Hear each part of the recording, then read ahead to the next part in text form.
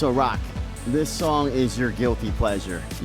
So tell me about why it's your guilty pleasure, and in all openness and fairness, I will admit that my guilty pleasure is Every Time by Britney Spears. This is such a pretty song. I love it.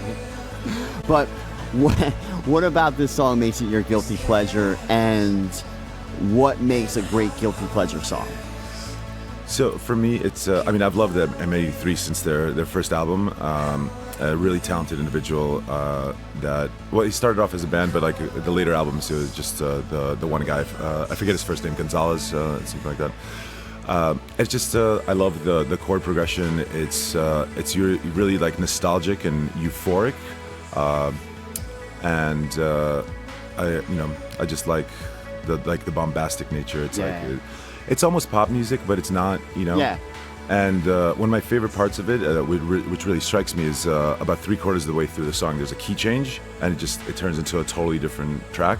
And whenever there's another track on this list that I gave you that does the same thing, and whenever I hear artists do that, that's really ballsy. Like complete key change, and We actually have a picture here of you listening to your guilty pleasure song. That was actually from the first party we did back after the pandemic. Oh yeah? Yeah. We had booked Who Made Who, and they had to cancel because of the NIE, and then we got Yoku instead. I remember that, yes. Yeah, and I was just loving the music, and at one point, I kind of went into the dance floor, and I never do this, and I was just grooving so hard, like as you see, and my photographer was like, "Oh my God!" She was like, I started snapping her away, and I was like, "I don't care, I don't like." You're feeling it, man. And I talked to Yoku after the set, and he was like, "I saw you step out there and like just lose it," and he was like, "It meant the world to me," and I just kept going with what I was doing, and like it just reinvigorated, and I was like, "Yeah, that was."